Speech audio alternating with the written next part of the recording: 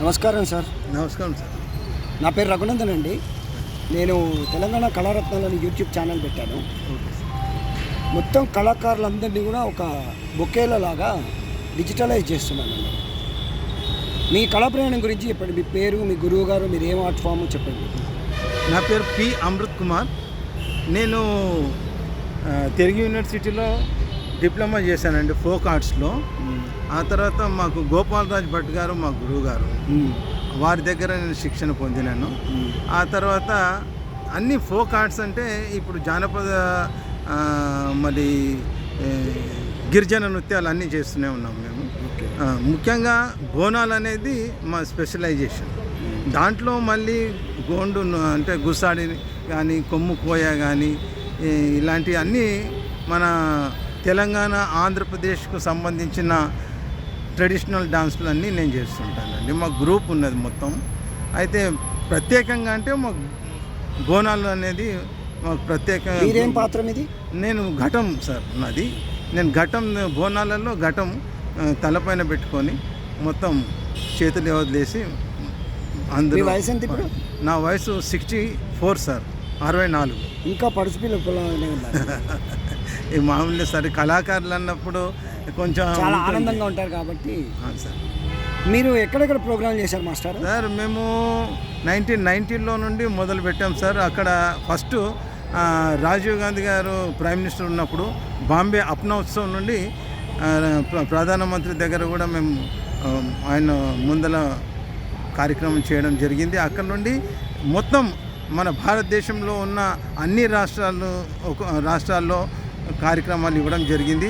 రాష్ట్ర ప్రభుత్వం తెలంగాణ ఇప్పుడు ఉమ్మడి ఆంధ్రప్రదేశ్ ఉండే, అక్కడ నుండి మేము సాంస్కృతిక శాఖ తరపున ప్రతి రాష్ట్రంలో వెళ్ళి అక్కడ ప్రదర్శన ఇవ్వడం జరిగింది మా గ్రూప్ మొత్తం.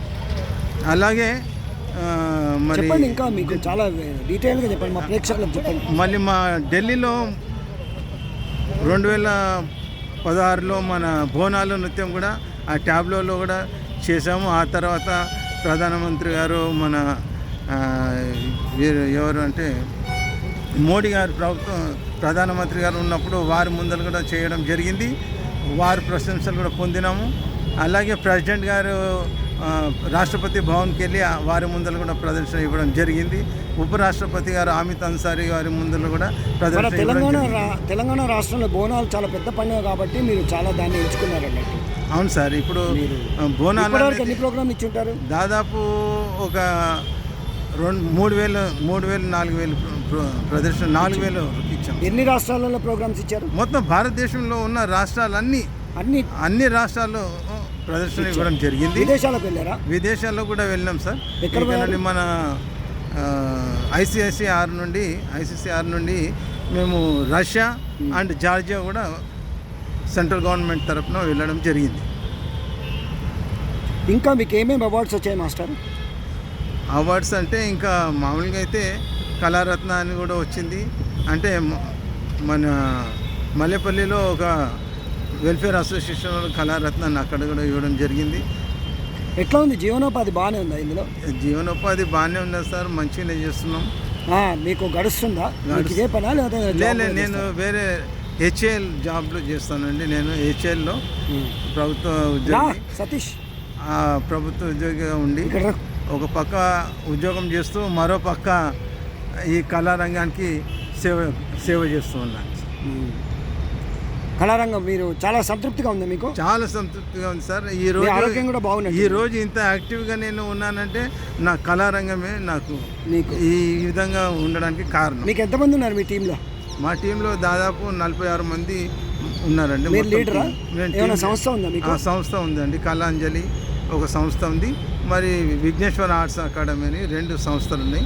వాటి ద్వారా మేము కార్యక్రమాలు చేయడం జరిగింది. ఇప్పుడు ఏమైనా ట్రైనింగ్ దీనిలో ట్రైనింగ్ ఏమైనా ఇచ్చారా మీరు యూత్కి? ట్రైనింగ్ ఇవ్వడం జరిగింది. శిష్యులను తయారు చేయడం జరిగింది.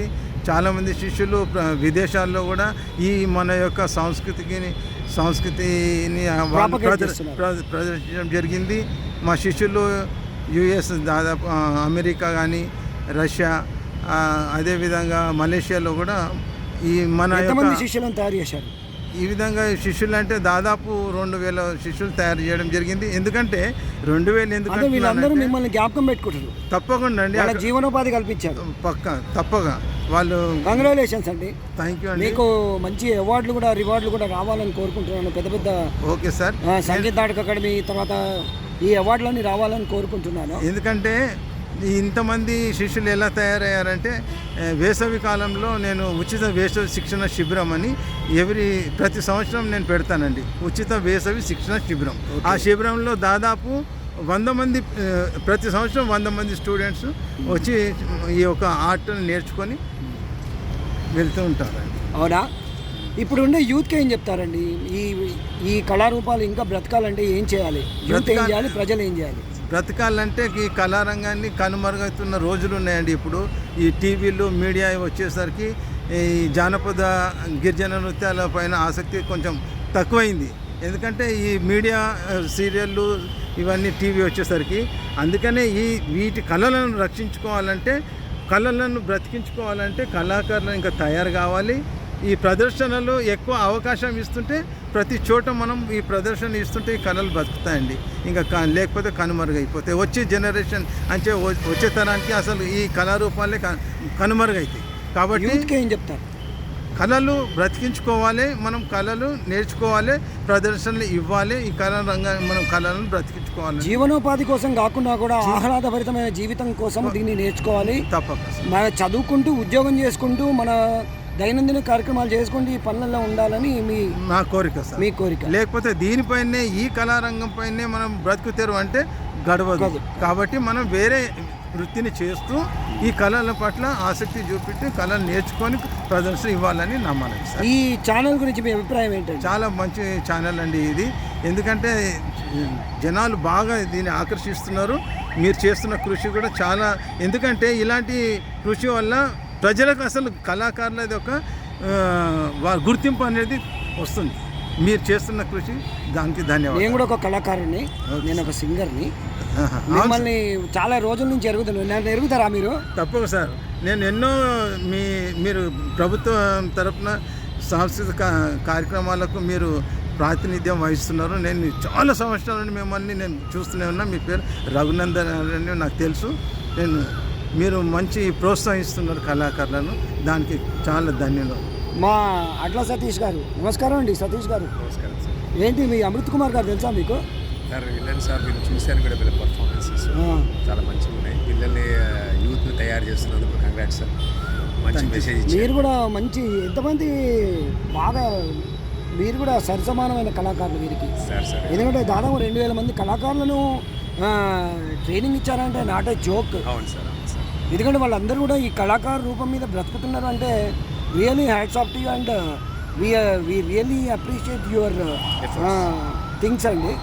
మీకు ప్రజలు కూడా మంచి గుర్తింపిచ్చి, సంస్థలు కూడా మంచి గుర్తింపిచ్చి, ప్రభుత్వాలు కూడా గుర్తింపిచ్చి మీకు గండ పేరు ఉండాలి. తర్వాత మంచి మంచి అవార్డులు రివార్డులు మీకు చాలా మంచిగా జరగాలని కోరుకుంటున్నానండి. All the best. థ్యాంక్స్ అండి, ధన్యవాదాలండి మాస్టారు. నమస్కారం అండి. మీకు కూడా ధన్యవాదాలు సార్. మీరు కూడా కళాకారులను ప్రోత్సహిస్తూ ఇంకా కళలను బ్రతికించాలని మా కోరిక సార్. థ్యాంక్ యూ అండి. ఈ రవీంద్ర భారతి ఒక కళా ప్రాంగణం. ఈ ప్రాంగణంలో ఇలాంటి కళాకారులను నేను ఇంటర్వ్యూ చేయడం నా జన్మ సుకృతం అనుకుంటాను. థ్యాంక్స్ అండి, ధన్యవాదాలండి. Thank you.